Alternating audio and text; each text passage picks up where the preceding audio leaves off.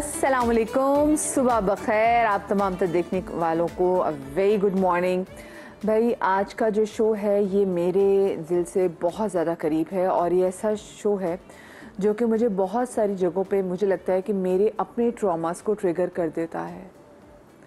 माँ बनना इंसान की ज़िंदगी की सबसे बड़ी खुशी होती है और माँ बनने के बाद मुझे अंदाज़ा हुआ कि शायर ने महबूब के लिए जितनी भी शायरी की है वो दरअसल माँ की अपने बच्चे से जो मोहब्बत है ना उस पे की है, क्योंकि आपको तब पता चलता है कि भाई इससे ज़्यादा खूबसूरत हस्ती जो आपकी औलाद की सूरत में अल्लाह ने आपको दी होती है और इससे ज़्यादा खूबसूरत जज्बा जो मोहब्बत की सूरत में आपके सामने वो और कोई चीज़ हो ही नहीं सकता। आप इस चीज़ से अंदाज़ा लगा लें, मैं अक्सर अपने शो में बात करती हूँ कि अल्लाह पाक ने इस कायनात में, इस दुनिया में मोहब्बत को मापने का, जांचने का अगर कोई मयार रखा है तो वो माँ से मोहब्बत का है।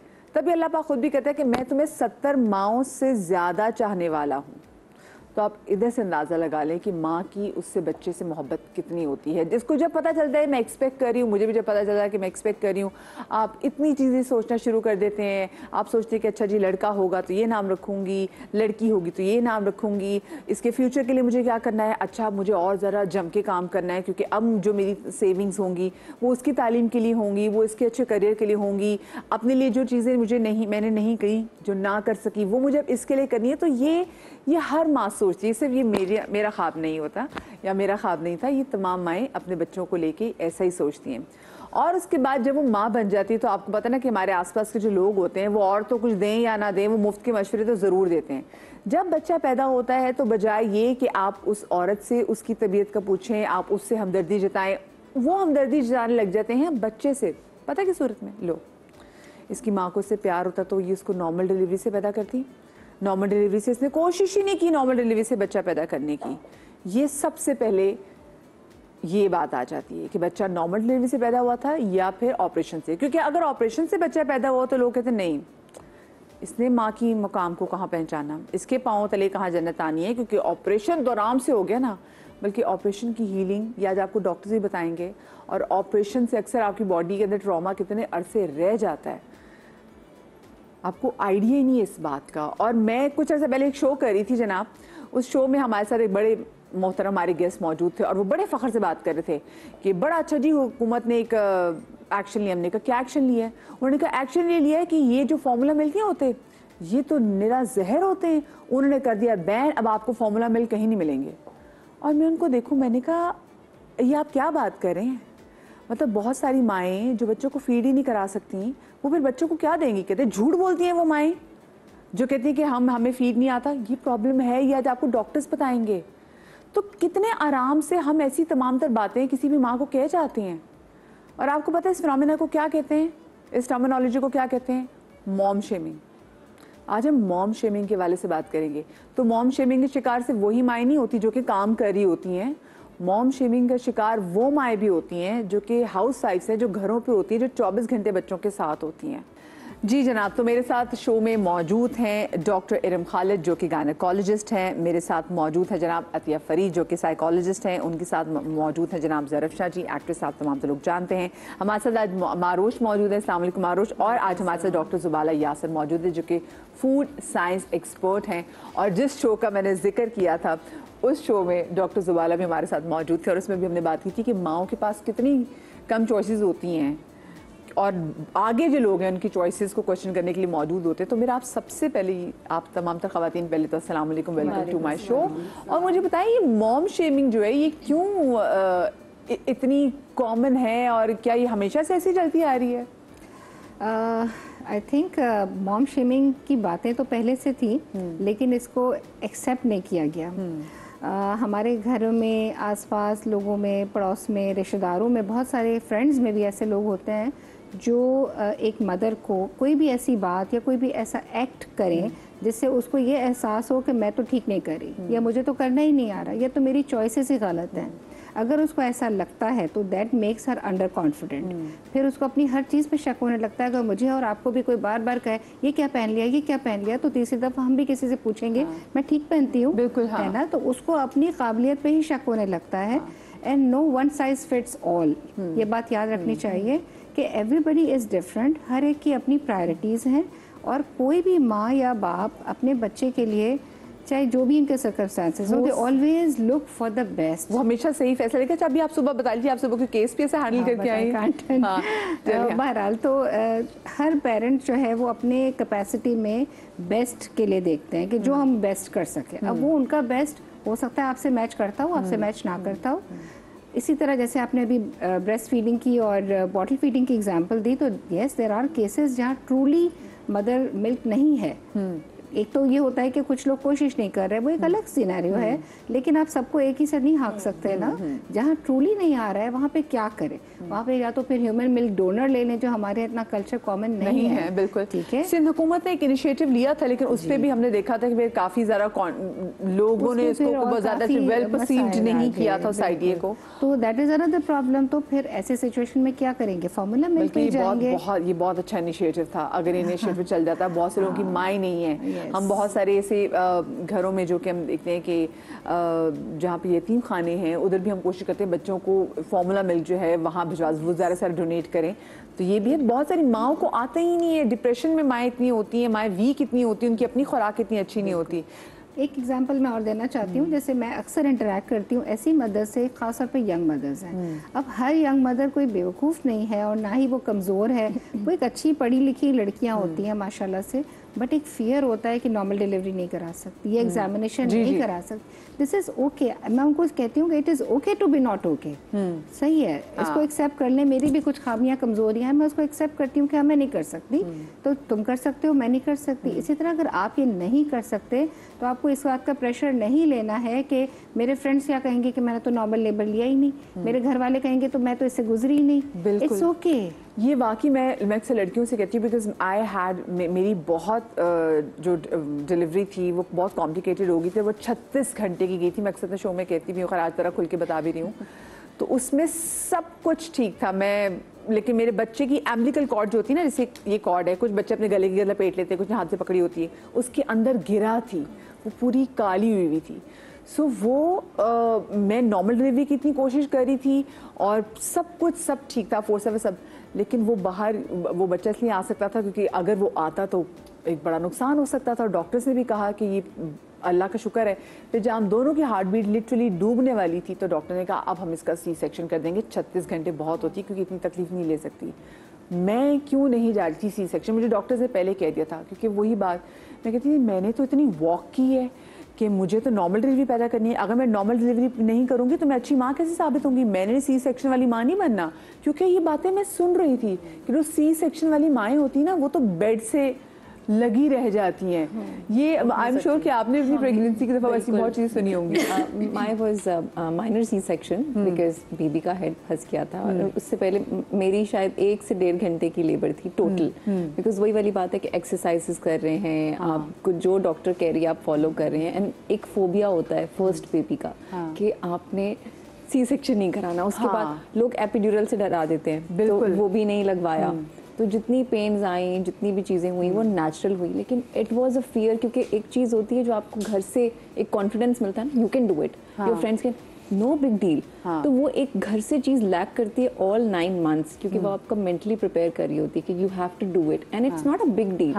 लेकिन it becomes a big deal. Why? Because आपके सराउंडिंग में such a negative comments and all fears जो आपको ओवरकम करने में टाइम लगता है। आप एक जान को जब लेकर आ रहे थे, जिस तकलीफ से आप गुजरते हैं, आई फील कि जो आपको एक बिलीव होता है ना कि एवरीथिंग विल बी फाइन, और जो आप पढ़ते हैं और जो आपकी माएँ आप पर दम कर रही होती हैं, उससे आपको इतना कॉन्फिडेंस मिलता है। और एक डॉक्टर जो आपको कहता है you will be fine, तो you absolutely feel relaxed and all. Doctor भी अच्छा होना बहुत जरूरी है। इमोशनल जो आपको सपोर्ट चाहिए होती है ना, वो या तो आपको डॉक्टर देती है, या आपके फ्रेंड्स देते हैं, या आपका हस्बैंड देता है। दैट्स मोस्ट इम्पॉर्टेंट, जो हर किसी के पास नहीं है आजकल सपोर्ट। बिल्कुल। और एक आपकी मदर। सो आई थिंक ये 3-4 चीजें with all the complications that matters a lot. ये देखिए एग्जैक्टली, ये कॉम्प्लिकेशन तो होती हैं, उसके साथ लोगों की सपोर्ट भी जरूरी है, लेकिन कभी कभी इस सपोर्ट से आपकी मेडिकल कंडीशन जो है वो नहीं बदलती। सो आपको उन चीज़ों से गुजरना पड़ता है जिसको आप अवॉइड कर रहे हैं। मैं अगर आपसे पूछे ज़रफ़शा जी, आपका क्या एक्सपीरियंस है, ये मुझे बताएं। मेरा एक्सपीरियंस भी मिलता जुलता ही है, जैसे कि हमारे माशरे के, हमारी सोसाइटी के जो मसाइल हैं। मेरे तो खैर सी सेक्शंस हुए दोनों दफ़ा, मेरी 2 बेटियां हैं माशाल्लाह, दोनों। आपको सी सेक्शन पे लोगों ने वैसे जज किया, क्योंकि हमारे यहाँ सी सेक्शन पे लोग बहुत जज करते हैं ना। हाँ एग्जैक्टली और वो जो टाइम था ना, उस वक्त तो सी सेक्शन एक बहुत ही अछुम्बा सी चीज़ समझी जाती थी। मैं बात कर रही हूँ आज से 32 साल पहले की। तो मेरा फर्स्ट बेबी जो मेरी बेटी थी तो वो ब्रीच थी, तो वो थ्रू आउट डॉक्टर ने कह दिया था कि अगर तो लास्ट मोमेंट पे पोजीशन चेंज हो गई तो ठीक है, अदरवाइज हम इसको सी सेक्शन करेंगे। तो लास्ट मोमेंट तक नहीं पोजीशन चेंज हुई तो सी सेक्शन हुआ। तो मुझे ऐसा लगता था जैसे कि लोग इसको बड़ा अजीब नज़रों से, स्पेशली आपको पता है हमारे जहाँ जज करने वाले लोग होते हैं वहाँ वो ये समझते हैं कि अच्छा शायद जान के करा लिया, या फिर हमारे यहाँ तो ऐसा किसी का भी नहीं होता। गुजरना चाहते हैं। हाँ, एक और चीज़ जो मैंने नोटिस किया है विद टाइम कि नॉर्मल डिलीवरीज की बड़ी वैल्यू है, लेकिन अक्सर ख़वातीन जो पहले ज़माने की बैठी होती हैं, जिनके पास कम नॉलेज होती है, रिस्पेक्टफुली, लेकिन वो कहती हैं अच्छा अब इसने सी सेक्शन करा दी, अब सारी ज़िंदगी इसकी कमर काम नहीं करेगी या घर के काम नहीं कर सकती है, दूसरा बच्चा कैसे पैदा करेगी। ऑल दीज कमेंट्स जी नहीं। और दूसरी बात ये कि सी सेक्शन उस वक्त सी सेक्शन क्योंकि लोगों के इतने होते नहीं थे और लोगों एक्सपीरियंस से गुजरे नहीं थे, तो वो सी सेक्शन की मदर को एज अ मदर इतना ज़्यादा, जिसे कहते हैं ना, जो हमारी जिंदगी होती है जो उसको कंसिडर नहीं करते थे कि इसका तो ऑपरेशन हुआ है, इसने कौन सी तकलीफ उठाई है। जी।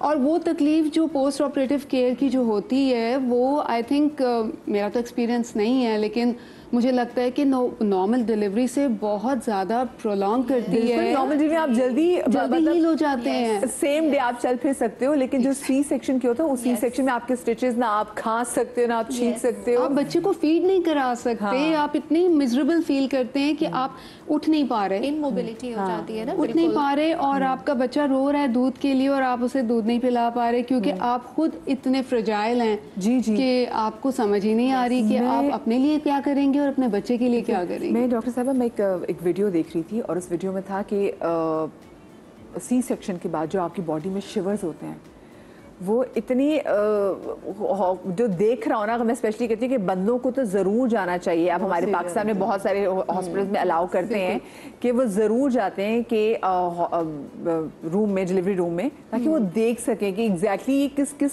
The lips are also continuously shivering. जी। मुझे तो ना डॉक्टर साहब मुझे नजर आना बंद हो गया था, तो मेरे हस्बैंड ने जो मुझे बताया वो मेरे साथ थे थ्रू आउट, बल्कि उनका दिल बहुत छोटा था, चिड़िया का, डॉक्टर ने कहा आप साथ, उन्होंने प्रॉपर मेरा ऑपरेशन देखा, उन्होंने वीडियो बनाई सारी, क्योंकि वो काफ़ी देर से पहले भी ट्रायल्स देख रहे थे। तो वो उसके बाद वो कहते हैं कि मैं तो मान गया हूँ इसको कि ये इसने क्या गुजरा, और मुझे नज़र आना बंद हो गया था, मैं ऑलमोस्ट 2 घंटे तक देख नहीं सकी थी। तो मेरे हस्बैंड ने मुझे कहा कि बहुत मुबारक हो, हमारा बेटा हुआ है। तो मैंने सबसे पहले पूछा, मैंने कहा इसके हाथ पाँव पूरे हैं? Yes. और मैं दूसरा डॉक्टर साहब, मैं एक खुद गिल्ट में चली गई थी कि मैं नहीं पैदा कर सकी, मैंने इतनी एफर्ट की, मैं सीढ़ियाँ चढ़ती उतरती थी, मैं बच्चा नॉर्मल डिलीवरी से मेरा क्यों नहीं पैदा हुआ। वो गिल्ट, क्या ये भी गिल्ट एक पोस्टमार्टम डिप्रेशन के अंदर आ जाता है, फिर ऐड हो जाता है? देखो मदिया, खाली जो है ना, हम यहाँ पे मॉम शेमिंग की बात कर रहे हैं ना, हमारे यहाँ तो शेमिंग उस वक्त से शुरू हो जाती है ना जब से उसकी शादी हुई होती है। The moment a woman enters into the system of getting married, उसका स्पॉटलाइट इफेक्ट आ जाता है। पहले वो होता है कि 2-3 जुमले होते हैं कि तुम खुश हो नहीं हो, अच्छा बस जब पता चल गया कि खुश हो तो फिर उसको पता ये चलना शुरू हो जाता है, या काइंड ऑफ वो उस स्पॉटलाइट इफेक्ट में आ जाती है कि अब उस सिस्टम को आगे जनरेट करना है।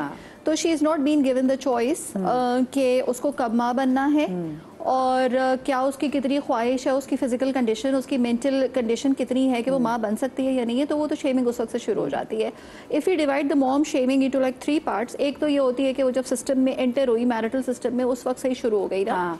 दूसरा ये कि वो जो हर महीने जो पूछल से जा रहा होता है, अच्छा नहीं नहीं अभी कोई खुशखबरी नहीं है, ये और उसको लग रहा होता है कि ये मेरा कसूर है कि खुशखबरी नहीं है। और ये बहुत एप्रीहेंशंस क्रिएट कर रहा होता है क्योंकि एक औरत को अपनी बॉडी के सिस्टम का भी नहीं पता होता और उसके अंदर ये गिल्ट और ये फेयर होता है, गिल्ट तो नहीं होता, फेयर होता है कि what if I don't not have a child, तो फिर क्या होगा। तो वो भी बेचारी जल्दी जल्दी कर रही होती है, फिर वो एक गिल्ट पीरियड, औरत बनने में शक कर होते हैं कैसी एग्जैक्टली कि वो सिस्टम भी ऑपरेशनल है या नहीं है। जी बिल्कुल। और फिर हम जो है वो जो पूरा प्री नेटल फेज की जो शेमिंग हो रही होती है, पड़ी सो रही है, she is not doing anything, सिर्फ खाती रहती है, ऑल दैट, और उसमें फिर ऑब्वियसली बॉडी शेमिंग उस वक्त भी आ रही होती है and after you give birth उसके बाद फिर एक अलग पूरा जनरेट हो जाता है। इस पूरे टाइम में ये भी होता है कि आप उस पर ये भी प्रेशर होता है कि बस बेटा दुआ करो अल्लाह तुम्हें लड़का दे, तुम्हें औलाद नरीना दे। अब वो टेंशन में आ गई, अब वो किसी महफिल में चलेगी, मिलाद में चलेगी, दर्स में चलेगी, वहाँ पे दुआ हो रही है कि अल्लाह हमारी बहू हमारी बेटी को औलाद नरीना दे। तो वो ये सोच रही होती है कि भाई अगर मेरी बेटी होगी तो व्हाट डज इट मीन। तो वो इस टेंशन में भी अच्छा ये जो टोक लगाई जाती है ना खाने के मामले में भी, बहुत सारी खवातीन जैसे उन्होंने बात की कि वो कहती जी तो एक्टिव नहीं है, ये देखो ना ये तो कुछ खाती नहीं है, ये फिर बच्चे को ग़िज़ा ही नहीं पहुंच रही। तो कितना वैसे लोगों को खाना चाहिए और जो स्पेशली खवातीन को खाना चाहिए, क्योंकि वो कह रही नहीं भी मुझे इतनी भूख है कि नहीं बच्चे को कुछ जाए नहीं ना, बच्चा कमज़ोर पैदा होगा, ये तो बच्चे के अभी से दुश्मन है। असल में शुरू का जो आपका ट्राइमेस्टर होता है ना, उसके अंदर तो आपकी जो नॉर्मल खुराक है ना वही होनी चाहिए कि जो भी आप कंज्यूम कर रहे हैं आप वही लें।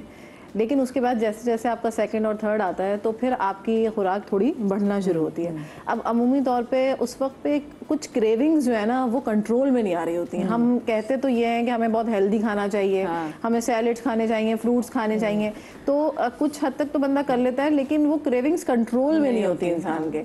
तो हाँ, जित हद तक आप कर सकते हैं उस हद तक तो आप करें, जाहिर सी बात है। लेकिन ये है कि कोशिश करें कि क्रेविंग जेन्युइन है, जेन्युइन क्रेविंग्स हैं, तो उसमें आप हम भी कंट्रोल नहीं कर पाते ना, तो फिर अगर नहीं कंट्रोल हो रहा तो आप उस चीज़ को कंज्यूम कर लें, ठीक है। लेकिन ये है कि हाँ कुछ चीज़ें ऐसी कंडीशंस क्रिएट हो जाती हैं ड्यूरिंग प्रेगनेंसी कि आपको ये देखना पड़ता है कि हाँ भाई ये चीज़ मुझे लेनी चाहिए कि नहीं लेनी चाहिए। फॉर एग्जांपल जेस्टेशनल डायबिटीज़ आ जाती है, अब तो इतनी बढ़ गई है, मैडम डॉक्टर साहब बताएंगी, तो अब हर दूसरे बंदे को ये प्रॉब्लम है, खातून को प्रॉब्लम है ये, तो उसमें फिर आप शुगर कंट्रोल की तरफ जाते हैं तो वो क्रेविंग भी हो रही है आपको और आप को जो है ना वो कंट्रोल भी करनी है, तो इट्स वेरी डिफिकल्ट टाइम। तो उस टाइम पीरियड में ना बड़ी हिम्मत और हौसले की ज़रूरत होती है। सिर्फ ये नहीं कि आप अपने अंदर वो हिम्मत हौसला क्रिएट कर रहे हैं, बल्कि आपको सराउंडिंग से भी उस हिम्मत हौसले की ज़रूरत होती है कि आपको डॉक्टर ने बिल्कुल चावल भी मना कर दिया, रोटी भी मना कर दिया। अच्छा, मुझे थोड़ा सा इख्तिलाफ इस चीज़ पे होता है कि हर चीज़ बंद कर देते हैं डॉक्टर जो है ना, कि चावल भी बंद, ख़ास तौर पे इस केस में ना कि रोटी भी बंद। अच्छा, मुझे ये होता है कि भाई आप अगर उसको बैलेंस्ड लेके चल रहे हैं ना, तो आप इस बात की मॉनिटरिंग करें कि आपकी ब्लड के अंदर शुगर की स्पाइक तो नहीं आ रही। तो अगर आपको वो मॉनिटरिंग आप सीख जाते हैं तो फिर आप हर चीज़ एंजॉय कर सकते हैं। लेकिन अगर आपको वो मॉनिटरिंग ही नहीं आ रही तो फिर ये तो स्टेपल फूड है हमारे, बिल्कुल ही छोड़ देंगे तो खाएंगे क्या उसके बाद। ये बड़ा प्रॉब्लम आता है। मुझे मेरी गाने कॉलेज से डर भी इसलिए लगता था, मैं जब जाती थी कहती थी सैलेड खाओ, उबले वंडे खाओ, और मैंने कहा हाय अल्लाह उबले वंडे से तो वैसे बुरे वॉमिट हो रही होती है, कह रही नहीं उबले वंडे खाओ, मैंने कहा मैं नहीं खाऊंगी, मैं जिम जा रही हूँ उबले वंडे। हाँ एग्जैक्टली, तो वो वैसे ही नहीं खाने का दिल चाह रहा होता। दूसरी एक बड़ी मजे की चीज़ है जो मैं सब बातें सुन रही थी उसमें ये चीज़ें आज भी हैं और ये चीज़ें पहले भी थी कि ये कहा जाता था, जज किया जाता था कि भाई इसने जो है वो सीजर करा लिया या इसका नॉर्मल है, और मिसालें दी जाती थी मासियों के बच्चे नहीं पलते, मासियाँ नहीं करती, वो चीजें आज भी है।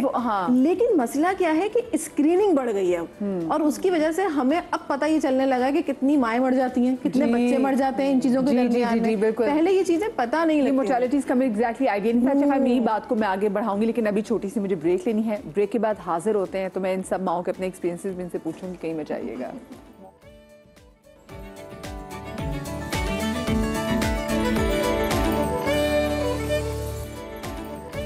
Welcome back after the break. आज हम मॉम शेमिंग के हवाले से बात करें, क्योंकि माओं को उनकी चॉइसेस पे, जो कि उनकी कभी कभी उनकी चॉइस में नहीं होता, कभी कभी they had to go through it, उस पर भी बहुत सारे लोग क्वेश्चन कर रहे होते हैं। तो सबसे पहले मैं क्विकली ज़रा आपसे पूछना चाहूँगी कि is C section a luxury and और अ नेसेसिटी समटाइम्स, कि मजबूरी है या लग्जरी है, ये मुझे बताएं। देखिए, कोई भी surgery, it's a surgery, it's a major surgery. कभी भी सर्जरी लग्जरी तो हो नहीं सकती, इट्स ऑलवेज अ नेसेसिटी और अ नीड ऑफ टाइम, है ना। तो वो उसी वक्त हम भी डॉक्टर्स भी कभी भी नहीं करते शौकिया या अपनी कन्वीनियंस से। हालांकि लोगों को ऐसा लगता है कि डॉक्टर की कन्वीनियंस ही तो कर दिया, डॉक्टर्स के पैसे बन जाते हैं। इसीलिए हम लोग, मैं तो खैर ये कहती हूँ, ये होना ये चाहिए कि नॉर्मल डिलीवरी और सिजेरियन के पैसे सेम होने चाहिए। ये बहुत से हॉस्पिटल्स में सेम है ही नहीं। तो caesarean section is always done या तो मैटरनल रीजन हो, यानी मदर का कोई वजह हो, या बेबी की रीजन हो, या कोई ऐसे मेडिकल कंडीशन है जिसमें आप नहीं कैरी ऑन कर सकते further.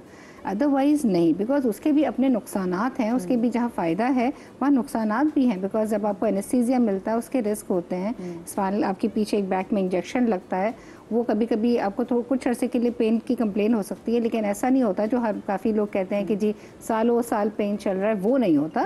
But yes there are always issues. इसके अलावा आपको एक कट लगता है, उसकी हीलिंग है, उसको उसका पेन है, वो सब तो रहता है ना, तो how it can be a luxury then.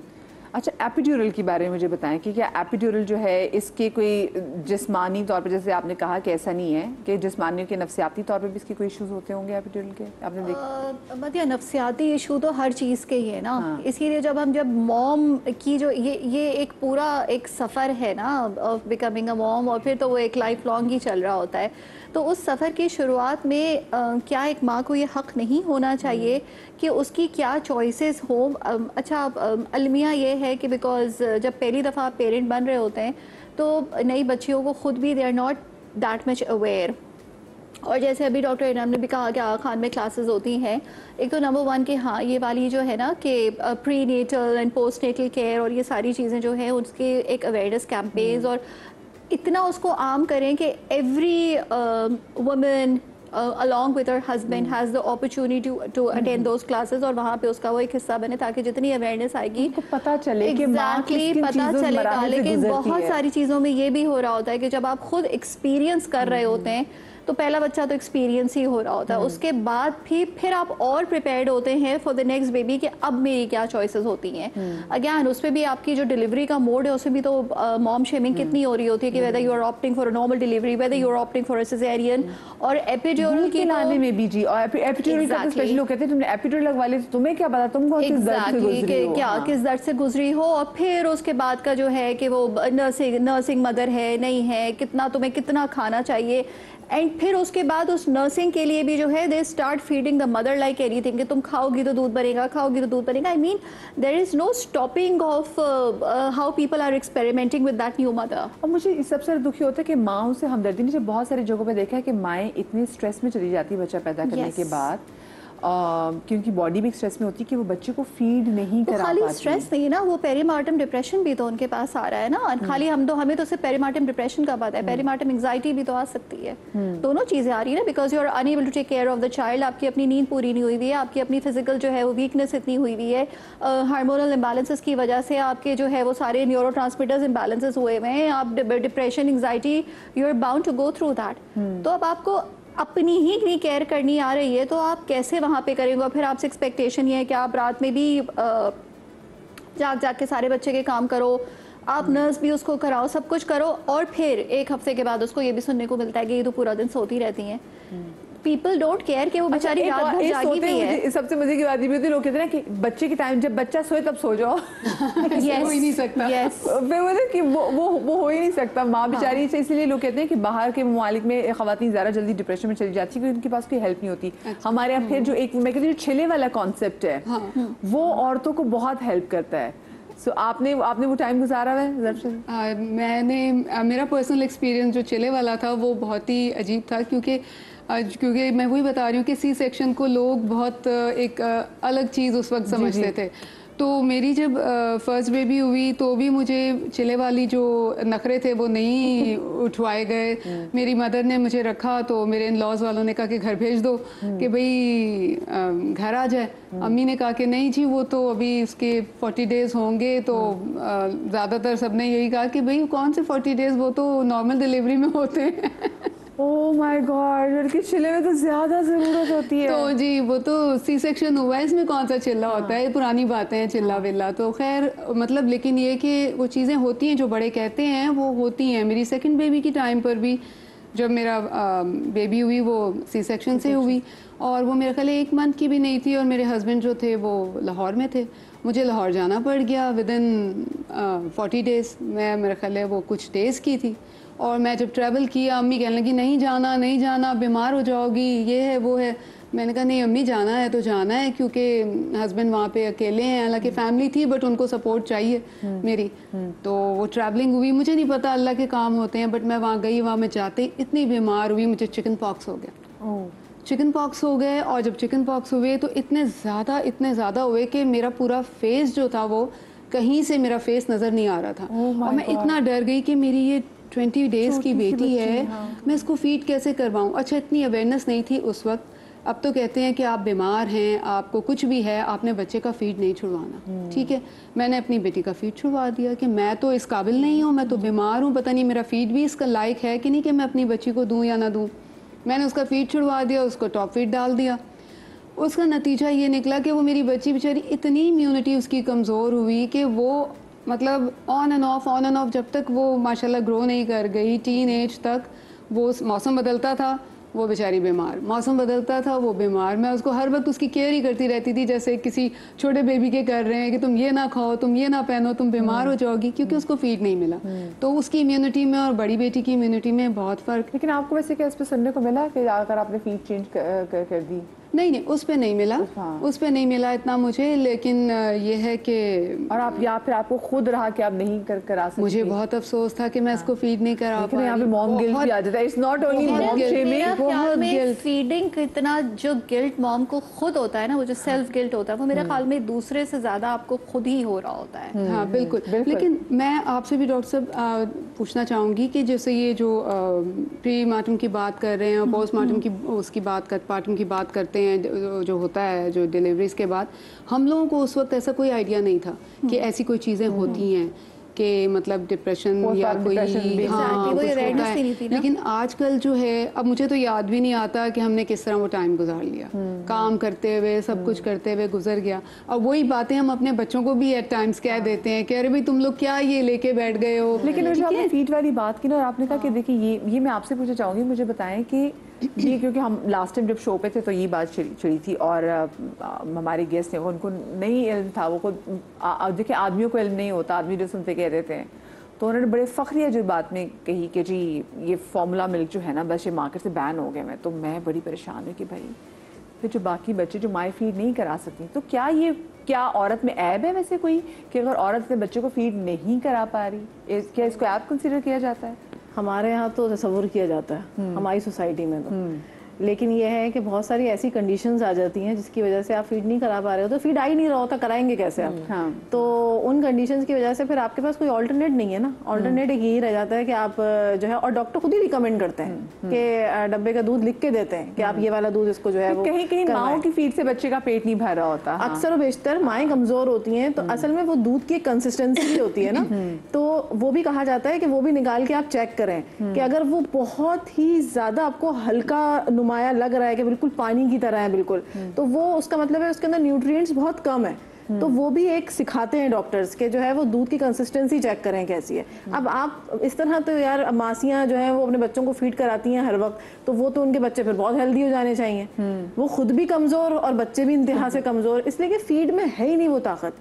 तो जब उनको वो न्यूट्रिएंट्स मिल ही नहीं रहे, सिर्फ आप ये अज्यूम कर रहे हैं कि बस मदर फीड पे भाई आप मदर की भी तो न्यूट्रिएंट्स चेक कराएं, चेक तो करें क्या आया उसकी दूध जो है वो भी इस काबिल है पीने वाला कि नहीं है। तो ये सारी काउंसलिंग तो बहुत जरूरी है, और ये चीज़ों की काउंसलिंग होती नहीं, बस हम यही समझते हैं कि बस मदर फीड पे रहेगा तो उसकी इम्यूनिटी बहुत स्ट्रांग रहेगी, जबकि वो बच्चा भी जल्दी बीमार पड़ रहा है। बिल्कुल ऐसे ही। तो ये देखना बहुत ज़रूरी है कि मदर की अपनी कंडीशन क्या है, फीड की कंडीशन क्या है, वो दूध सही भी है कि नहीं है। सही। आपको लगता है नेचुरली आई थिंक जब मैं मदर फीड करवा रही थी तो आई थिंक 1.5 से 2 महीने का टाइम था, उसके बाद naturally it stopped and people start saying अब तुम्हारी चॉइस है, तुम अपना फिगर देखोगी, अपना काम देखोगी, तो तुम बच्चे का ख्याल नहीं रखोगी, और ये इस तरह की बातें मैं कहती थी यार मैं क्या करूँ, मतलब I can not tell you how I feel, जैसे डॉक्टर साहब ने बात exactly.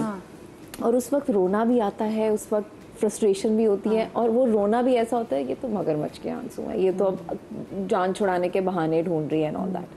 So all these things, वो जो पोस्ट डिप्रेशन जो आपको होता है उसमें, और अब आपको खुद भी लग रहा था कि क्या मैं I am not good enough exactly, and then you try different machines and different formulas कि अच्छा कीप ऑन सिंग। और within your pregnancy time एक जो फियर है फर्स्ट प्रेगनेंसी का जो मैंने बहुत फेस किया, हालांकि डॉक्टर्स कहते थे अल्ट्रासाउंड मत कराओ, लेजर्स की वो जो होती हैं वो दिस, तो लोग क्या कहते होते थे तुम्हारा बेबी के हाथ ठीक है, उसको चेक करते रहना कि उसके अज़ा पूरे हैं, ऐसा तो नहीं है कि ऐसा हो गया और वैसा। और वो पूरा 9 मंथ्स ना यही टेंशन होती थी कि अल्लाह करे जब बेबी पैदा हो तो वो ठीक हो, नॉर्मल हो, हेल्दी हो, लड़का हो लड़की हो फ़र्क नहीं पड़ता, लेकिन वो नॉर्मल हो।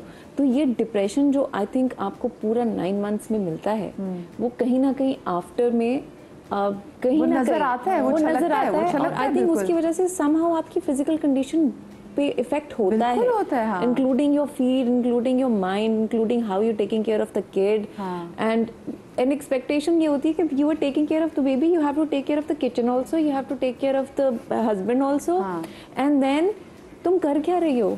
हाय, यही बात, तुम कर क्या रही हो, यही सवाल। इसका वैसे जवाब कैसे देना चाहिए, और आप लोगों को ये सवाल नहीं करना चाहिए। मैं छोटी सी ब्रेक के बाद हाजिर होते, कहीं मजा आइएगा।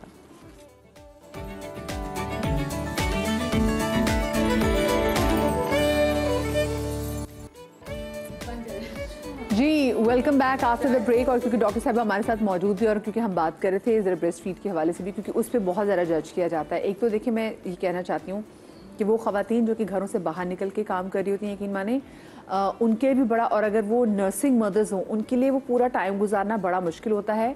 वो एक मैं चाहूँगी मेरे प्रोड्यूसर अगर PG-18 लगा दें तो वो एक सर्टेन पेन में भी गुजरती है, और उनको बहुत ज़्यादा उनको फीड भी आती है, और उनके लिए बड़ा मुश्किल होता है, बहुत ज़्यादा मुश्किल उनके लिए होता है कि अगर अपने बच्चे को छोड़ के, तो वो प्रॉपर उनको सारा टाइम अपना देखना पड़ता है। वो पम्प करेंगी, फिर उसके बाद वो जाएंगी काम पे भी जाएंगी।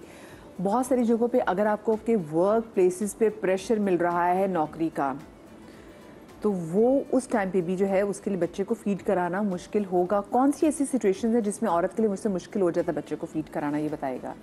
देखिए, फीड कराना तो बहुत जहाँ बहुत ज़रूरी है, चाहे वो मदर कमज़ोर है, चाहे वो हेल्दी है, बेबी ब्रेस्ट मिल्क जो है वो हर हाल में, चाहे कंसिस्टेंसी पतली है, बारीक है, गाढ़ी है, whatever, it is the best milk available for the baby, ठीक है। और जिन सूरत हाल में या जिन कंडीशंस में मदद नहीं करवा सकती है, उसमें नंबर 1 ये होता है when she has to return back to work. तो उस वक्त हमारे यहाँ बहुत कम ऐसे ऑफिसेज हैं, बहुत कम ऐसी वर्क प्लेसेस हैं जहाँ फीडिंग रूम अवेलेबल है, जहाँ बेबी को रखने की फैसिलिटी है, कोई डे केयर है साथ में। वो नहीं होता, मजबूरन उसको शुरू में जो है वो एक्सप्रेस करके रखती है, फिर ऐसा ऐसा वो ख़त्म होना शुरू हो जाता है, और फिर then she has to stop it. दूसरी कंडीशन ये होती है कि जब वो घर आती है तो घर के कामकाज उस पर इतने डाल दिए जाते हैं, बजाय से कि उस वक्त वो जो छल्ले वाली बात आप कर रही थी वो वाला टाइम, और उसके बाद वाला टाइम जिसमें उसको बहुत सपोर्ट की ज़रूरत है। आप खाना बनाने के लिए कुछ और अरेंज कर लें, खाना देर से बन जाए, कोई और बना ले, सफाई कुछ और देर से हो जाएगी, doesn't matter, let her be with the baby, ताकि वो फीड करा ले। ये करना ज़रूरी है, लेकिन घर के कामकाज उस पर इतने डाल दिए जाते हैं और प्रेशराइज करके बॉटल फीड दिया जाता है कि वो तो कोई भी पिला देगा, तो उस कंडीशन में उसे छुड़ाया जाता है या छोड़ना पड़ जाता है। तीसरा, फिर एक अजीब सी बात है कि वो जो एक फार्मूला मिल्क जहाँ कोई ज़रूरत नहीं है, लेकिन फिर भी एक स्टेटस सिंबल है, इजी एक्सेस है, सोशल लाइफ को डिसिप्लिन करने की ज़रूरत है कि सोशल लाइफ हमारी ख़राब हो जाएगी, हम तो हर वक्त बच्चे के साथ रहेंगे, ये भी एक बहुत बड़ा रीज़न है। लेकिन कहीं कहीं नेसेसिटी भी है कि जहाँ पे मदर्स को फीड ना आ रही हो। एग्जैक्ट, वो तो हम पहले बात कर चुके हैं कि जहाँ totally purely lack of milk suppression है, तो वहाँ आप तो देना पड़ेगा ना। लेकिन हमारे यहाँ ये भी एक मेन वजह है, कहीं इस वजह से लोग जो है वो कंबाइन कर लेते हैं कि breast milk with top milk. लेकिन टॉप फीडिंग जब आप ब्रेस्ट फीडिंग के साथ कंबाइन करते हैं, तो जहाँ सकलिंग कम होती चली जाती है, तो इस तरह मिल्क की प्रोडक्शन भी कम होती चली जाती है, और बहुत जल्दी मिल्क आना बंद हो जाता है। तो आई थिंक ये नहीं करना चाहिए। इसके लिए दूसरा हल ये निकालना चाहिए कि आप मिल्क निकाल के स्टोर कर दें।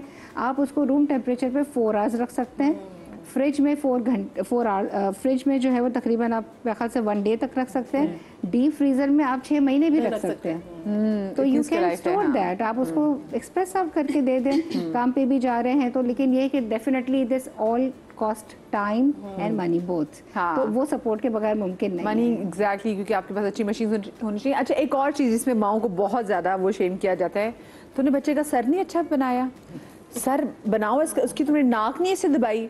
तो मैंने कहा भाई कि अगर ये गोरों को तो नहीं पता, लेकिन गोरों के कितने अच्छे फीचर्स होते हैं, तो क्या आप लोग वैसे इससे गुजरे वैसे कि सर अच्छा बनाना था, पीछे ऐसा करो, माथे पे एक बार किसी ने कहा माथे पे हल्की सी ईंट रखो, बेटा ईंट पागल है क्या? नहीं बच्चे का वो चावल वाला तकिया तो गुजरे आप लोग ऐसी चीजों से?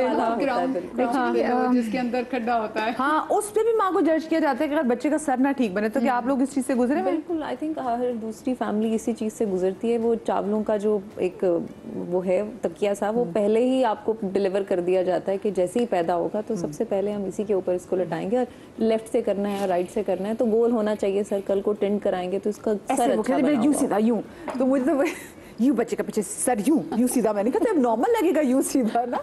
और मैंने कभी जिंदगी में किसी बच्चे का एबनॉर्मल सर नहीं देखा, ना मैंने किसी गोरे का एबनॉर्मल सर देखा, उनको तो टेंशन भी नहीं होती। लेकिन हमारे यहाँ बहुत टेंशन होती है कि नाक इसकी यहाँ से दबा दो, ये माथा ये इसका दबा दो, हड्डी जो है वो नरम है तो शेप अप कर लेगी। जी, ये बहुत ये अच्छा, बच्चे को करवट भी नहीं लेने देते। अभी मुझे याद आई सर के लिए बड़ी सर लंबा हो जाएगा। जैसे बच्चा शुरू में होता है, चलो सर बनाने का, अच्छा मेरे साथ ऐसा नहीं हुआ इतना ज़्यादा, तो लेकिन मुझे एक बड़ी मज़े की बात याद आई और लोगों के एक्सपीरियंसेस से, कि जब आप पहली टेंट कराते हैं ना बच्चे की, वो फौरन पैदा होने के बाद नहीं, तकरीबन कोई 6 महीने बाद या 4 महीने बाद जो कराते हैं, फिर वो एक रीवैल्यूएशन वाला प्रोग्राम शुरू होता है।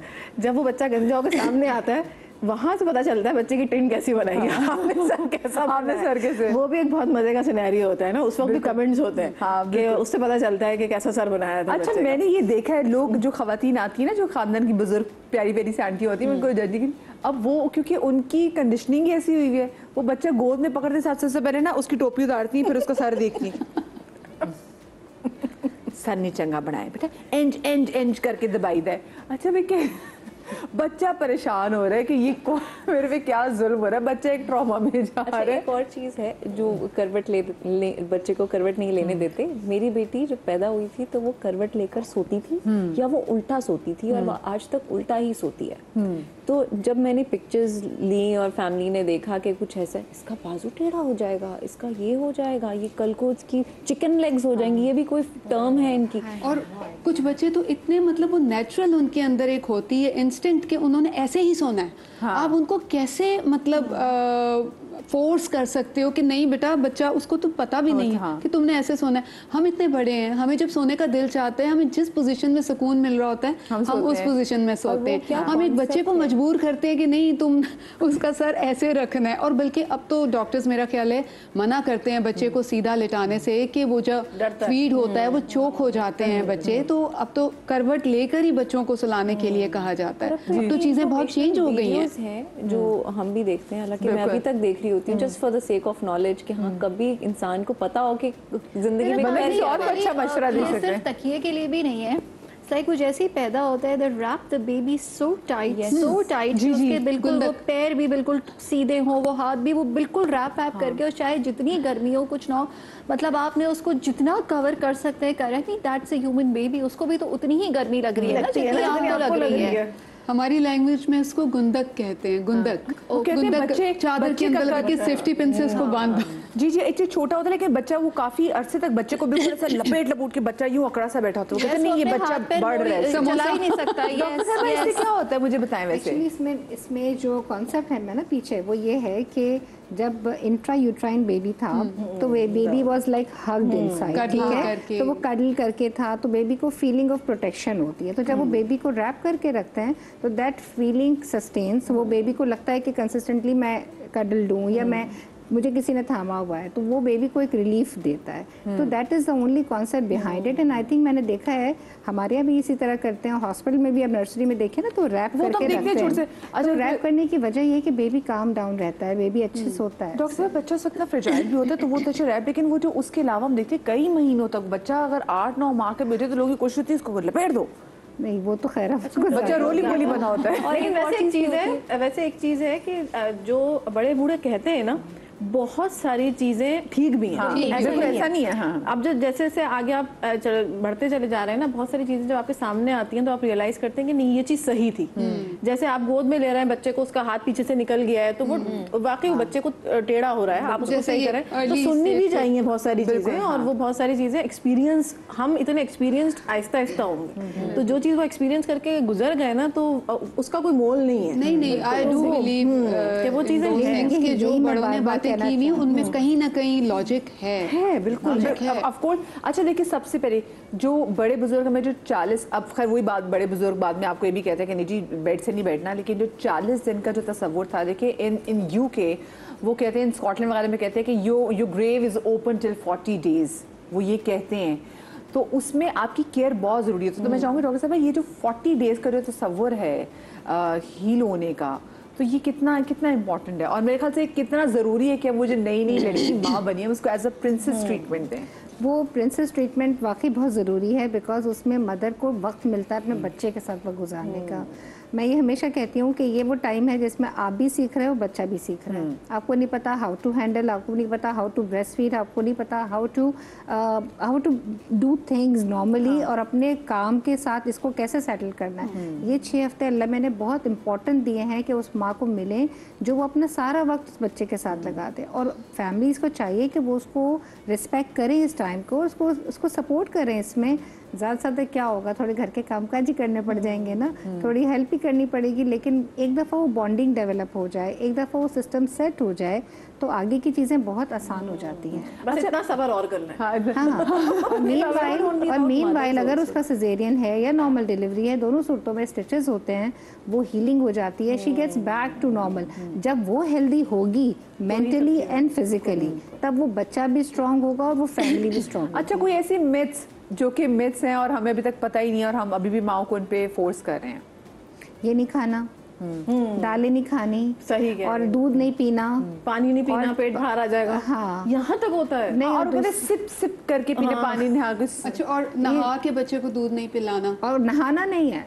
हाँ जी जी जी, नहाना नहीं है। नहीं, नहाने ऐसा कुछ नहीं। नहाने अगर अभी नहाई हो तो बच्चे को दूध नहीं पिलाना है डॉक्टर साहब, ये भी एक होता है। बिफोर द बर्थ भी तो होता है कि कोई काली चीज मत खाना वरना बच्चा काला पैदा एक हो और मजे की बात है, Yes. ये जो इंजेक्शन 40 दिन नहाना नहीं है, ये क्या है? हाँ, ये टोटल मिथ है, इसका कोई ये पुराने concept ज़माने नहीं। में Same day I took a shower, same day in the हम hospital. Very next day shower दिन बाद, मतलब एग्जैक्टली डॉक्टर। हाँ, वेरी तो नेक्स्ट ऐसा डे वी कर ही ask the patient to get up, walk around, take shower, get ready.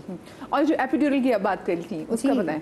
Epidural तो मैं कहती हूँ बहुत बड़ी ब्लेसिंग है उन मदर्स के लिए जो फर्स्ट टाइम डिलीवरी की प्रोसेस में हैं, उनके लिए बहुत आसान हो जाता है, बहुत अच्छा प्रोसेस होता है, स्मूथ लेबर रहता है, वो इंजॉय करती है अपने लेबर को, रादर देन ये कि वो मिजरेबल हो जाए। ठीक है, और एपिड्यूरल से जो स्टडीज़ हैं उनमें ये स्टडी है कि भाई रिस्क ऑफ इंस्ट्रूमेंटल डिलीवरी वो थोड़ी रेज्ड होती है, इट्स नॉट अ रिमार्केबल या सिग्निफिकेंट, ऐसा नहीं कि 50% केसेस में जो है वो इंस्ट्रूमेंट लग जाएंगे, इट्स सिग्निफिकेंटली रेज्ड है बट बहुत लोअर लेवल पे।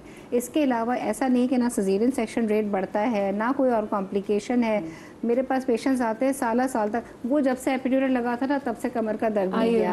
अब आप उनका वजन देखें, वो 95 kg पे पहुंची हुई है, लेकिन दर्द कमर का उनको एपिड्यूरल से हो रहा है। ओ बिल्कुल सही बात। वैसे आपने एपिड्यूरल लगवाया था? नहीं। आपने एपिड्यूरल, और यही आपने सुना हुआ था? यही सुना हुआ था कि lifetime, and I knew कि मुझे I had to work, I am single parent, तो मैं कैसे कमर के दर्द के साथ कैसे काम करूंगी, एंड दैट प्रेशर वर्स के बेबी का हेड फंस गया है और वो सक्शन से निकलेगा, और उस टाइम मैं सोच रही हूँ कि मैं सी सेक्शन करवाऊँ या ये मुझे डॉक्टर क्या वो सजेस्ट करती है, और आप फेंट सिचुएशन में हैं, एक सिप जूस का पी रहे हैं, and there is no help besides my mother.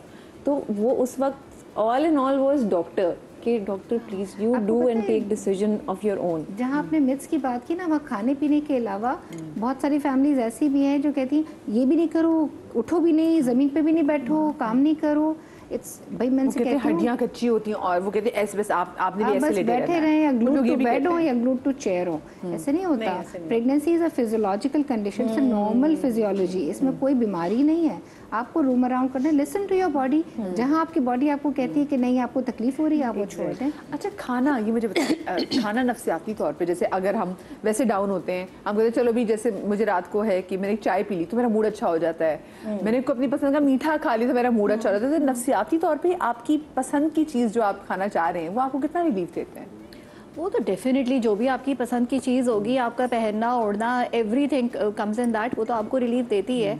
अब जो मेजर चीज़ है ना, जैसे अभी डॉक्टर इरम ने बात की ना कि 40 दिन तो आपके हो गए जो आपको बॉडी को फिजिकल रेस्ट मिल रहा है और सारी चीज़ें, उस फिजिकल रेस्टिंग के बाद फिर आप you are back to the life, but you are not back to the life like the pre baby period. तो वो नहीं ना, अगर आप जॉब भी कर रहे हो तो अब आपको वहाँ पे भी ब्रेक लेने हैं। हमें लग रहा होता है exactly वो आपकी सेल्फ स्टीम पे भी बहुत वो आ रहा होता है, इफेक्ट आ रहा होता है कि यार अब मैं क्या कर रही हूँ, like I am like home mom और मैं कुछ भी नहीं कर रही हूँ सिवाय बच्चे को देखने की। मेरी वो सारी लाइफ, मेरी सारी जो भी मेरी एक्टिविटीज़ होती थी वो सब की सब बंद हो गई। Now I am completely dependent on the child और मैं बिल्कुल पैरालाइज्ड हो गई हूँ।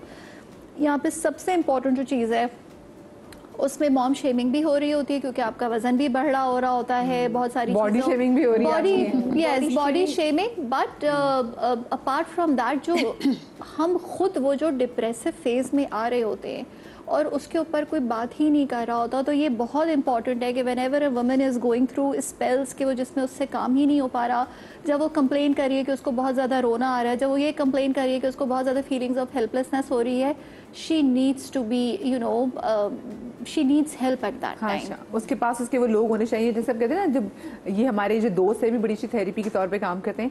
मुझे बताएं, ये जो पंजीरी है ये कितना इम्पोर्टेंट है और इसमें ऐसी क्या ग़िज़ायात होती है कि दी जाएँ? देखिए, पंजीरी जो है वो कुछ चंद चीज़ों से मिलके बनती है, जिसमें नट्स हैं आपके पास, सूजी है। अब ये आप वैसे भी खा लें, ठीक है। आप सूजी का हलवा बहुत हल्की सी चीनी या गुड़ डाल के बना के खा लें, या आप नट्स वैसे ही कंज्यूम कर लें। ये ज़रूरी नहीं है कि आप उसके अंदर घी थोक के हिसाब से डालें और उसके बाद आप कंज्यूम करें, क्योंकि हमारी वो एक्टिविटी नहीं है। पहले ख़वातीन बहुत काम करती थी और उनकी जो फिजिकल एक्टिविटी थी वो बहुत ज़्यादा थी, तो वो जो चीज़ कंज्यूम करती थी वो बर्न आउट हो जाती थी। हमारे वो फिजिकल एक्टिविटी नहीं है, तो हम जब वो घी और वो खाएंगे तो फिर हम कहाँ जाएंगे?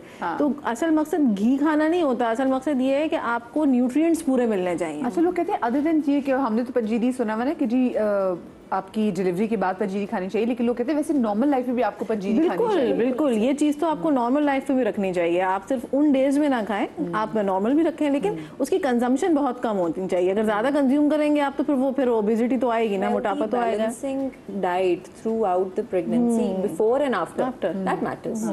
अच्छा मारुश, मुझे बताएं, because you are single mom और आपको ये भी प्रेशर था, आपने काम भी करना है, तो आपने अपनी क्रेविंग वैसे कितनी कट की होगी, अपना वैसे ख्याल कैसे करती थी? अच्छा, मेरे क्योंकि टेस्ट बर्ड्स बिल्कुल उड़ गए थे, तो मैंने ज़िंदगी में कभी मिर्च नहीं खाई होगी, लेकिन मैं हरी मिर्च चबा के खा जाती थी, मुझे फील नहीं होता था। तो वो मेरे टेस्ट बर्ड्स आते आते आते टुक मंथ्स कि वो मीठा क्या है, मिर्ची क्या है, यानी उसका एक अलग डिप्रेशन था कि क्या मैं कभी कुछ टेस्ट कर पाऊंगी, क्योंकि मैं मिठाई बहुत शौक से खाती थी, तो वो मुझे फील नहीं होती थी। तो बस मिठाई खा रहे हैं तो खा रहे हैं, दिल कर रहा है दही के साथ सारी सब्जियां डाल के खा रहे हैं तो खाए, but it doesn't taste anything. और वो एक प्यूकिंग का जो सिलसिला चलता था, एक डिप्रेशन से मुझे वॉमिट हो जाती थी और एक कुछ खाते ही वॉमिट हो जाती थी। तो वो फेजेस भी Aahista Aahista Aahista took time, a lot of time, a year and a half. तो आई बिलीव चीज़ों को सेटल डाउन करते करते करते takes time, and a doctor that helps you a lot in terms of medication, in terms of mental growth, जो आपको दो अल्फाज एक जो डॉक्टर बोल सकता है, मेरे रोल में डॉक्टर ने बहुत अच्छा वो देखिए अल्लाह ने कंपेंसेट करता है। ऑल द वे लाहौर से कराची आई थी, क्योंकि वही वाला फोबिया कि कहीं मेरे बेबी को कुछ हो ना जाए, कहीं मेरा सी सेक्शन ना हो जाए, कहीं ऐसा तो नहीं कि कोई अभी नबी हो जाए, तो who will take care of me. So those fears जो आपको प्रेगनेंसी में बहुत डिप्रेस कर देते हैं और एंजाइटी बहुत होती है। आई यूज टू शिवर, मैं अभी भी कुछ चीज़ों को सोचकर मैं हाथ मेरे अभी भी शिवर करना शुरू हो जाते हैं, या बॉडी वो आपके फिट्स पड़ते हैं मुझे समटाइम्स। तो it's just the trauma doesn't leave you जी, आपकी बॉडी में रह जाता है years and years। सॉरी, ये जो वॉमिटिंग का आप बता रही थी, वॉमिटिंग का जो ट्रॉमा है ये लाइफ टाइम रहता है। मैं आपसे पूछना चाहूँगी डॉक्टर साहब कि जैसे प्रेगनेंसी में जो वॉमिटिंग्स होती थी नॉन स्टॉप 3 months तक, तो कंटिन्यूसली आप कुछ भी खा रहे हैं आप वॉमिट कर रहे हैं, किसी चीज़ की स्मेल आ गई आप वॉमिट कर रहे हैं, आपकी दिन रात सिर्फ वॉमिटिंग के साथ ही आपकी समझें कि आपकी लाइफ जो है वो जुड़ जाती है।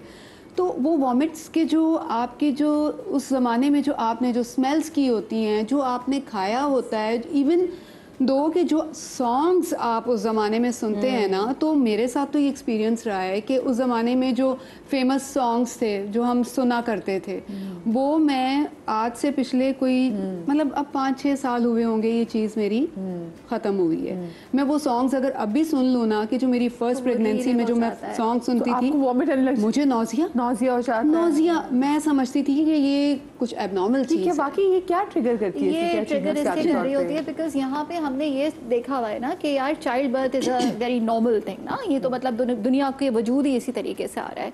हम ये नहीं देख रहे होते कि अल्लाह मैंने जिसके ऊपर अजर रखा है कि माओ के कदमों तले जन्नत है, तो वो क्यों है? इट्स बिकॉज कि ये जो चाइल्ड बर्थ ट्रॉमा आप लेकर चल रहे होते हो, and body keeps a score of that trauma.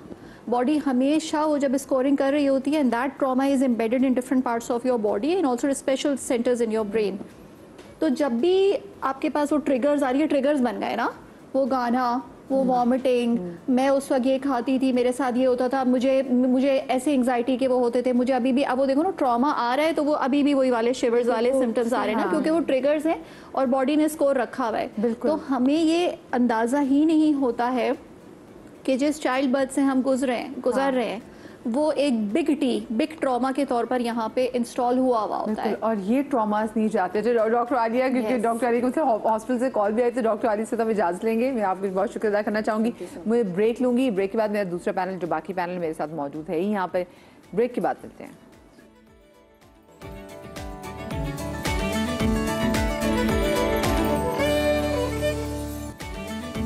Welcome back after the break. वैसे तो बहुत सारी ऐसी चीज़ें जिसपे हम माओ को मॉम शेम करते हैं। एक और चीज़ में ये भी है, क्योंकि हम क्विकली हमारा टाइम कम रह गया, एक बच्चे को पॉटी ट्रेन आप जब करते हैं वो, और उसमें स्पेशली कि आपने अपने बच्चे को डायपर क्यों बनाया हुआ है। हम तो अपने बच्चे को इतना पैसा लग रहा है, हम तो अपने बच्चे को जो वो लंगोट बांधते थे।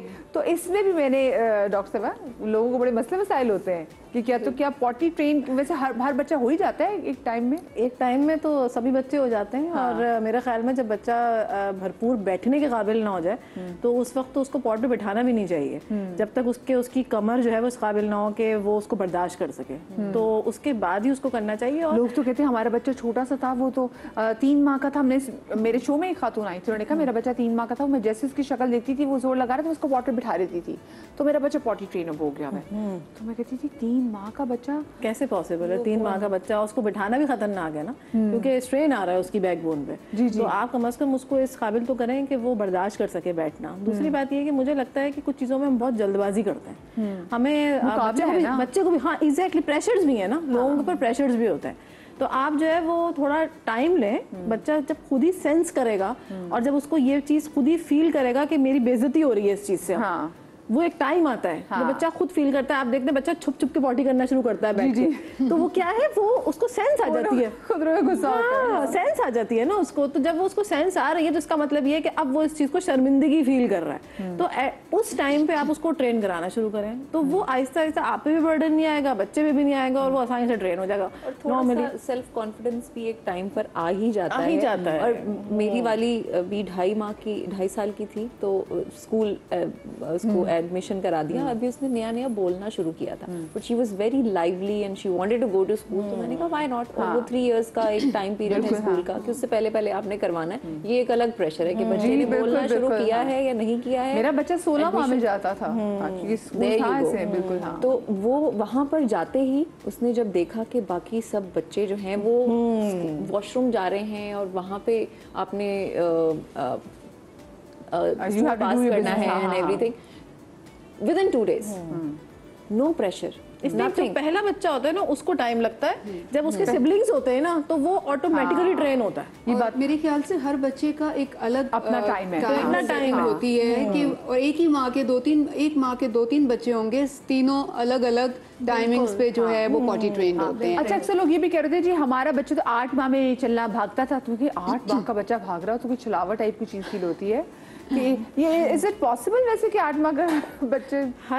मुझे तो नहीं लगता कि 8 माह का बच्चा चल सकता है। अब आजकल जिस तरह के बच्चे आ रहे हैं तो हो सकता है चल जाए, आजकल बड़े मौजे हो रहे हैं।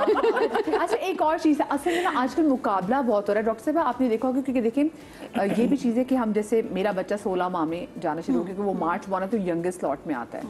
तो बहुत सारी माएँ जब मिलके बैठ जाती हैं और उनके बच्चे इतने छोटे छोटे होते हैं, अब कोई बच्चा 2 साल का है, कोई 2.25 साल का, तो सबके माइलस्टोन्स डिफरेंट होते हैं। Exactly. Then you start making comparisons, फिर आप कंपैरिजन जो करना शुरू करते हैं, फिर उसमें आपको वो कहते हैं अच्छा आपका बच्चे ने अभी ये नहीं किया, हमारे बच्चे ने तो कर लिया है। ये बहुत है। अच्छा, तो पहले बेबीज में कंपैरिजन होता है, जब माँ सेकंड या थर्ड बेबी को पैदा कर लेती है ना, तो कंपैरिजन हो जाती है, क्योंकि वो हो ही मेरे नहीं ख्याल में आखिर वाले में इसलिए बहुत सारी चीजें खत्म भी हो जाती है, जिसको हमारे यहाँ वो करते हैं ना कि बहुत लाड प्यार का बच्चा है, वो लाड प्यार करनी है, वो माँ बाप के अंदर एनर्जी ही नहीं इतनी रहती है कि वो वहाँ तक उस पर करे, तो वो जितनी भी एक्सपेरिमेंटेशन होती है वो पहले बच्चे पे हो रही होती है।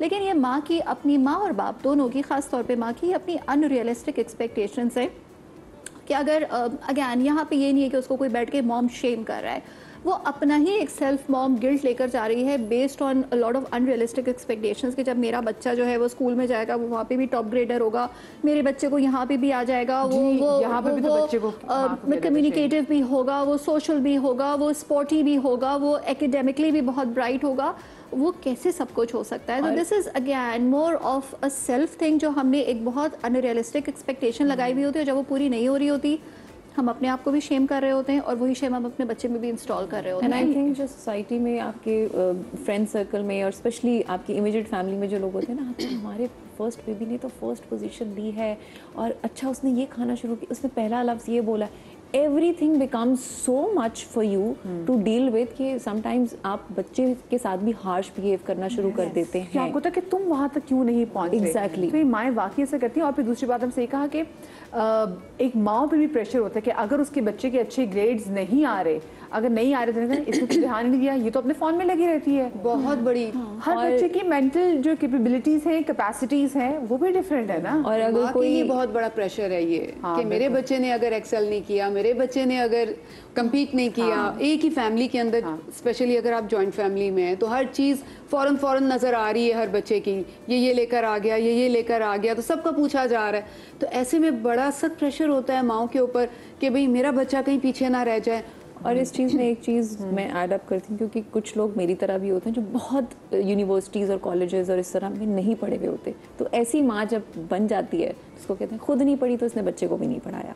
दैट कॉन्स्टेंट टारगेट जो आपको किया जाता है कि अच्छा ये अनपढ़ है तो अपने बच्चे को भी इसने अनपढ़ रखा, अच्छा इसको समझ नहीं आया तो बच्चे को क्या पढ़ाएगा। इट्स बोथ वेज, अनपढ़ भी और ज्यादा पढ़ा लिखा, you are shamed for everything, even if you are working you are shamed for that, even if you are a home mom then you too you are shamed. बस एक मौका चाहिए होता है, लेकिन वही बात है ना कि हमें भी अपनी वो बाउंड्रीज को कहीं ना कहीं पे सेट करना है। हम सब वर्किंग जो है ना वुमेन है, ठीक है, और हम सब वर्किंग मदर्स भी हैं। आप लोगों को वैसे मॉम शेम किया गया? मॉम शेम हर कोई होता है, यूनिवर्सली है, मतलब मॉम गिल्ट तो वर्किंग मदर्स में होता ही होता है कि हम बाहर निकल रहे हैं ना, हाँ काम कर रहे हैं। बस वही चीज़ है कि थोड़ी सी अक्लमंदी के साथ ना मॉम को भी अपने ऊपर इतना ज़्यादा नहीं विक्टिमाइज करना चाहिए कि हाई मुझे शेमिंग हो रही है ना। थोड़ी सी बाउंड्रीज आप सेट करें कि जहाँ पे आपको क्रिटिसिज्म लग रहा है वहाँ पे आप नहीं उन लोगों में इतना इन्वॉल्व हो, लेकिन आपको थोड़ा सा कंस्ट्रक्टिव फीडबैक भी लेने की आदत होनी चाहिए कि कोई आपकी बेहतरी के लिए, कोई आपकी औलाद के लिए बता रहे हैं, और औलाद के लिए वही लोग बता रहे हैं जो उस औलाद के भी उतनी ही क्लोज रिलेशनशिप्स में हैं। तो it's more of you know being having a more open approach. ये हम, क्योंकि मेरी टीम में किसी को तनकीद का निशाना नहीं बनाना चाहिए, रेस्ट इज ओके। मैं तो हमारी टीम में सुबह बैठते हैं, एग्जीक्यूटिव से हमारे हम सब जो बैठते हैं हम डिस्कस कर रहे थे कि अच्छा अब क्या माइलस्टोन है, क्या माइलस्टोन है, तो मुझे कहते हैं अभी तो और बड़ी चीज़ें आएंगी, अभी तो और बड़ी चीज़ें आएंगी। तो जिन लोगों पे आप ट्रस्ट करते हैं उनसे मशवरा ज़रूर लें। वैसे आपको मॉम शेम किया गया क्योंकि आप तो कमर्शियल्स भी करती थी जब आपके बच्चे पैदा हुए थे? इतना कुछ मुझे याद नहीं, लेकिन ऑब्वियसली हर लिहाज से बहुत सी चीज़ें होती हैं जो आप फील करते हैं, जो आप कई दफ़ा बता भी नहीं सकते, और होती हैं, बिल्कुल होती हैं। बहुत सी चीज़ें होती हैं जो आप शेयर भी नहीं कर सकते, और वो याद रह जाती हैं। याद रह जाती हैं। आप डॉक्टर साहब आपको वैसे किया गया? नहीं, एज सच तो नहीं किया गया। शायद उसकी वजह ये थी कि मेरे हस्बैंड बड़े सपोर्टिव थे, तो समटाइम्स आपको ये फील हो रहा होता है कि कहीं ना कहीं जब आप इस स्टेज पे होते हैं और आते हैं तो कोई ना कोई सपोर्ट आपको होती है जो आप यहाँ तक पहुँचते हैं। आप बैठी हुई आपको कोई ना कोई सपोर्ट है, आप बैठी हुई हस्बैंड की सपोर्ट, जब तक आप प्रोफेशनल लाइफ आप अपने हस्बैंड की सपोर्ट के बगैर नहीं कर सकते, मुझे ऐसा लगता है। और अगर आप कर रहे हैं ना प्रोफेशनल लाइफ हस्बैंड की सपोर्ट के बगैर, तो फिर आप उस तरह से एक्टिव और एनर्जेटिक नजर भी नहीं आते ऐसे, ठीक है। तो ये बड़ा ज़रूरी है प्रोफेशनल ख़वातीन के लिए कि उनके पास हस्बैंड की सपोर्ट हो। तो अल्हम्दुलिल्लाह तो मेरे पास तो सपोर्ट हस्बैंड की थी बहुत ज़्यादा, और उस तरह से मॉम शेमिंग मेरे साथ नहीं हुई। लेकिन छोटी छोटी चीज़ें जो होती हैं, जो बड़े बूढ़े कहते हैं, उनको मैंने पॉजिटिवली लिया, जो बात मैं पहले कर रही थी, क्योंकि मुझे ऐसा लगता है कि शायद एक्सपीरियंस जो है ना वो बहुत इंपॉर्टेंट होता है। लेकिन अच्छा, आपने बात की हस्बैंड की सपोर्ट की, मारुश like you were like single mother, single parent, तो एक सिंगल पेरेंट के लिए तो फिर वो सपोर्ट वाली वो चीज़ है कि हस्बैंड की तो किसी आदमी की सपोर्ट नहीं, माँ अलबत्ता साथ वो खड़ी है। कहीं ना लैक करती है जिंदगी में। If you don't have a brother, if you don't have a father, and then you end up being single for the rest of your life and you raising a kid as a single mom, it is difficult because कहीं ना कहीं किसी ना किसी चीज़ की कमी रह जाती है। वो आप में भी रह जाती है, वो आपके बच्चे में भी रह जाती है, वो सोसाइटी में कहीं ना कहीं जब आप किसी को कंपेयर करते हैं, क्योंकि हमारी फितरत है ना किसी ना किसी के साथ खुशी कंपेयर करने की, गम कंपेयर करने का, तो कहीं ना कहीं फिर वही वाली बात है कि कहीं एंजाइटी की कोई चीज़ ट्रिगर हो जाती है, कभी कोई शिवरिंग की कोई चीज़ एलिमेंट आ जाता है, कहीं कहीं रोना आ जाता है, कहीं आपका दिल एकदम बैठ जाता है, कहीं इंसान को ऐसा लगता है कि हाँ this is the end of the world, I don't want to live any more. So these are the things जो थोड़ा थोड़ा कर करके आती हैं। और उसमें वही वाली बात है कि even if you're married or unmarried, you have a one male support in terms of your husband, wife, brother, father. लेकिन अगर आप married हो तो एक इंसान जो आपको ये कहता है कि हाँ आई एम देयर, मैं खड़ा हूँ, आप जो फ्लरिश करते हो, आप जिस तरह बात करते हो, आपकी चाल ढाल, आपके एक्सप्रेशंस, आपकी बॉडी लैंग्वेज, आपका कॉन्फिडेंस, वो एक जुमले पे इतना निर्भर करता है। क्योंकि आपकी हमारी जो सोसाइटी ऐसी है जिसमें हम सांस ले रहे हैं, उसमें बड़ा ज़रूरी है कि आपके पीछे कोई ऐसा खड़ा हो कि अगले बंदे भी आपको जब वो देखे ना तो उनके जहन में और उनकी नजर में पीछे वो जो खड़ा बंदा है वो भी जरूर है। बिल्कुल, वेरी इंपॉर्टेंट आजकल के टाइम के लिए तो बहुत ज्यादा, क्योंकि आजकल पहले रिस्पेक्ट हुआ करती थी इवन द मीडिया में कि अच्छा जो अनमैरिड हैं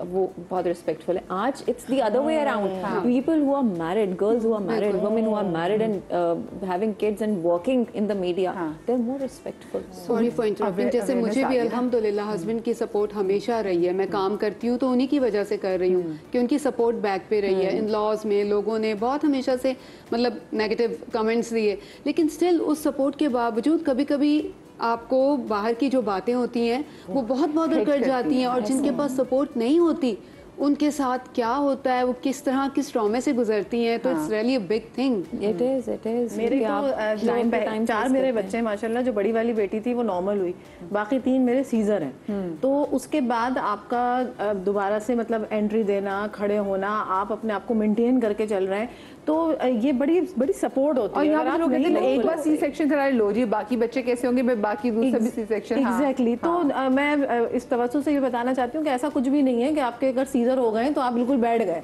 ऐसा कुछ नहीं है। अपने आप को एक्टिव करें और जो है वो अपने रूटीन को उसी तरह लेके चलें, तो ये कोई बीमारी नहीं है जो आप भाई हमारी बड़ी अगर हम देखें जाए, जिनको हम हॉलीवुड की पर्सनालिटी जिनको हम फॉलो करते हैं उनके सी सेक्शन हुए हैं, आप बॉलीवुड की पर्सनालिटीज को फॉलो करते हैं उनके भी सी सेक्शन हुए हैं। तो ये जो लड़कियां भी हैं, प्लीज मैं तो सबसे कहती हूँ कि आप अपनी डिलीवरी को प्लान करें, ठीक है। अगर आपको लगता है कि हाँ इन केस कॉम्प्लिकेशन हो सकती है, आप डॉक्टर को फौरन कहिएगा कि आप प्लीज़ मेरा सी सेक्शन कर दीजिएगा ताकि मेरी बॉडी किसी ट्रॉमा में ना जाए मुझे, या क्योंकि होता है आप जब बहुत प्रोलॉन्ग आप वो लेते हैं ना, पेन्स लेते हैं, तो उससे आपके बच्चे को भी फ़र्क पड़ रहा होता है। आपकी ऑक्सीजन लेवल की वजह से आपके बच्चे के दिमाग पे असर पड़ता है। सीपी चाइल्ड्स बहुत सारी जगहों पे इसलिए भी पैदा। मैं आपको अपनी बहन की एग्जांपल बताती हूँ। मेरी बड़ी बहन, वो हमने जो कि हम बचपन सुना हुआ ना कि बच्चा सी सेक्शन होना चाहिए। सो माई एल्डर सिस्टर वांटेड कि जी उसका सी सेक्शन चाइल्ड हो। और लाहौर में अनफॉर्चुनेटली क्योंकि बहुत सारे बड़े बड़े हॉस्पिटल्स में भी होता है कि जी सी सेक्शन के ज़्यादा पैसे होते हैं और नॉर्मल के कम होते हैं। तो वो जो डॉक्टर थी वो मुसलसल कहती कि नहीं आप अभी आपका टाइम नहीं। और मेरी बहन कॉन्स्टेंटली शी वॉज क्राइंग कि मुझे पेन्स आ रही, मुझे पेन्स आ रही हैं। वो इतनी पेन्स आ रही, बट डॉक्टर ने कहा नहीं अभी आपका टाइम नहीं है, अगर सी सेक्शन हो मैं अभी फ़ौरन तुम्हारा कर दूँ, लेकिन अभी तुम्हारा टाइम है।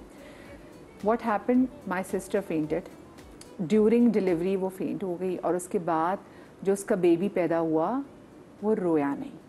आप लोग मेरे पेज पे जाएँ, मेरे इंस्टाग्राम पे जाएँ, मेरा भांजा 1 साल 10 माह का मूसा, जिसे मैं बहुत प्यार मैं अक्सर शेयर भी करती हूँ, वो बच्चा रोया नहीं, वो सीपी चाइल्ड हो गया जस्ट बिकॉज उसकी ब्रेन, उसकी ऑक्सीजन की कमी की वजह से। प्लीज़ मैं तमाम लड़कियों से रिक्वेस्ट करती हूँ, अपनी डिलीवरी को आप प्लान करें कि आपने सी सेक्शन कराना है या नॉर्मल की तरफ जाना है, और अपना ख्याल ज़रूर रखें। आप अपना ख्याल नहीं रखेंगे, कोई आपका ख्याल नहीं रखेगा, आप मजबूत होगी, आपका बच्चा मजबूत होगा, और आपसे ज़्यादा आपके बच्चे से प्यार इश्क करने वाला और कोई नहीं। तभी अल्लाह पाक ने माँ की मिसाल ही दी है कि मैं 70 माओं से ज़्यादा प्यार करने वाला हूँ। सो आप अपने आप को हेल्दी रखें, आपका बच्चा हेल्दी होगा। आप सबका बहुत शुक्रिया। शाद रहिए, आबाद रहिए, अल्लाह पाक आपको औलाद के गम से महफूज रखे। ज़िंदगी रही तो कल मिलेंगे। अल्लाह हाफ़िज़।